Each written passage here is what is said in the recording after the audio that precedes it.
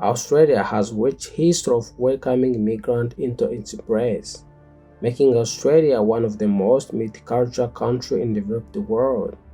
But what caused this influx of people leaving their traditional homes behind, and how much do they really contribute to the community as a whole?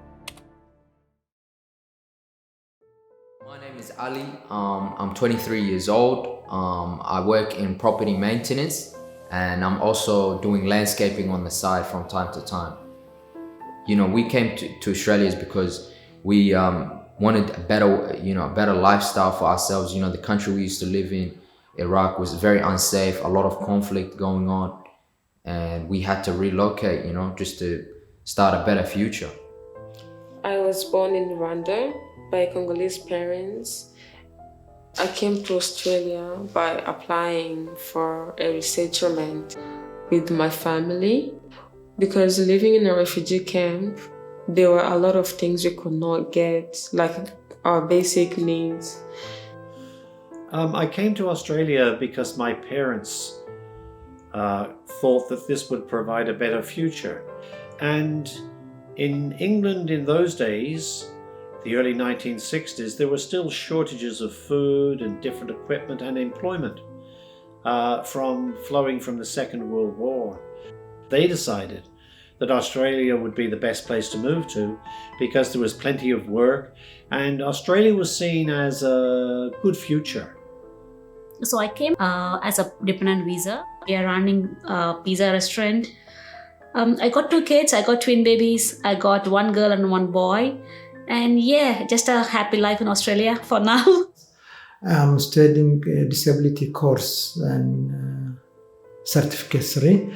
And I'm doing a volunteer service. I stay in the refuge place 32 years. I was applying to a refuge visa, Australia Embassy. So the Australian government, they accept me by humanitarian visa. A lot of struggles that we faced in the journey coming to Australia.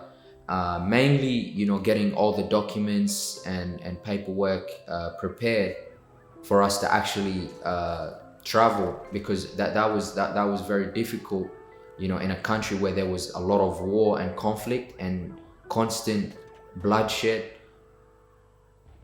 The questions I was asked for my first interviews would come for my fifth interview, and they all had to be exactly the same. If I made one mistake, that was it. I could lose my opportunity. When I left my friends in England, I was very sad to leave them. I think I was 13 at the time.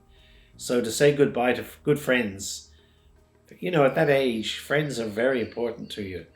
And I had no friends here. And we spoke different. We had a different accent. And people would laugh at that, the way we spoke. Yeah, to come into Australia was actually a big challenge for me because we got married in 2013. So initially they only gave me like 3 months of visitor visa to come and stay with my husband. So I have to only stay here for 3 months with him and go back to my country. And I waited for like 8 months for me to get a different visa to come here. It was a lot of struggle because, when you get married and you really want to stay with your husband. I choose Australia because the sense of human country and a peaceful country. We did not choose to come to Australia, so the UN Refugee Agency chose for us.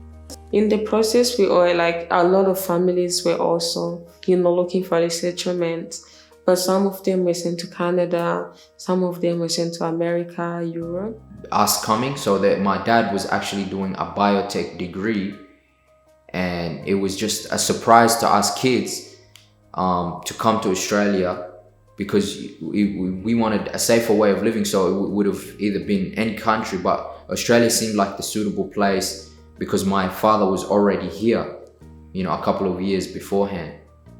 So obviously I got married to Prabhu and I got no choice other than coming to Australia because he was an Australian citizen here. Mum and Dad saw Australia as having a very bright future for their children.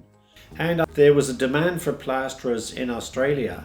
And my dad was a plasterer, and he had gone to the Australian Embassy in London, and they had advised him that there would be plenty of work here. It was a free country, and it was similar to England, at least in the political system was similar. And the government also made it very attractive because they paid the fare. When I arrived in Australia, life was really hard. Everything looked new to me. The neighborhoods, the people, language, food, everything was just unfamiliar to me. Oh, everything was very new and, very new to us, the environment, the people, different faces, different language, different culture, different way of living. Mostly it was homesickness at first. We missed our home and in fact, we went back, my brothers and I and a couple of friends went down there to see if we could work on the ship and get back to England, but we couldn't. Was the climate. It was struggle to even survey for me because it was too cold. I lived in India, like most of the Asian countries are like really hot. And I also struggled with my language here because the way they speak and everything is totally different. They have like a really, really good English. I never seen my family since I left my country, almost 35 years. I miss a lot of things because I miss my family and my friends and my culture. So it always remains an attraction for you. I think where you were born is always speaks to your heart that you'd like to return there. Now I don't miss very much, of course, only memories. So the England that I knew 60, 70 years ago is a very different place. We used to go, walking through the forests and fields and pick bluebells, flowers, and bring them home for Mum. Yeah, I loved those days as childhood days. I miss the foods, traditional foods. I miss being around my childhood friends, walking around the neighborhoods. Yeah, I miss just growing up with my cousins, having a lot of my cousins, the boys around. We used to do fun things, like run around in the parklands, just do wild stuff, and that's what I miss the most. It's a kind of emotion. You miss a lot of things from back from home. You definitely miss your family. You definitely miss your friends. Because you have a lot of friends there. Back in Asia, it's like there's a lot of friends. So I think in many ways I've contributed. The problems are massive in society, so as an individual you can only do so much, but I did my best. I worked as a labourer, they're called chainmen. We made all of the roads around Para Hills, Parafield Gardens, and probably other areas that I don't remember now. And then after that I was a police cadet for 3 years. I worked in probation and parole, helping young men and women. Then I worked in drug and alcohol services for a couple of years as a senior social worker, helping people. And for many years, I worked at crisis care. I work within the community as a support worker. So I look after those living with disabilities. In the future, I want to be a registered nurse so I can stay in the healthcare industry. 9 times out of 10, most times it's elderly people, properties that I go to service. People that are incapable of doing daily jobs that they used to do because they're simply old and they can't do it anymore. And I feel like that's something, that's one of my contribution in the Australian community. Yeah, if you see, I have like 2 restaurants and 1 cafe I have now in Australia. So, I employ like 30 plus staffs to work there. So I just started contributing like $40 a month for the Peter Mac, the institution, because they're doing some alternative medicine for the cancer. And I'm also doing some regular contribution to keto, helping children. So yeah, I'm just trying to help what I can. I never forget in my life and the sense of happiness after I reach in Australia. We are treated well in every direction and every office. We are treated as a human equally.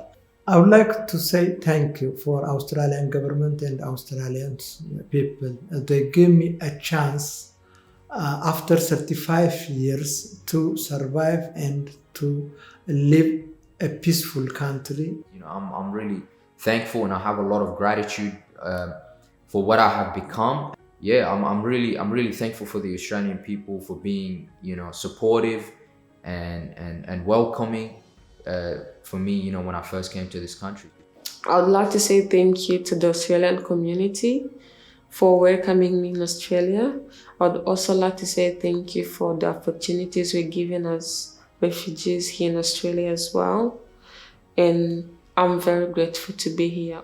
But they did welcome us, they did give an opportunity for us to have a business here, grow our business. So I think if not Australia, none other country would, I don't think so we can even do those countries. So yeah, Australia is best. Thanks for welcoming me. Thanks for having me here. Thanks for helping me to build my dreams and bring everything to reality. Many different peoples have traveled beyond oceans, dangerous borders, and over vast continent to make Australia their home and begin new life. For some, it's only a dream, but for the lucky few, they are very grateful to be here in Australia.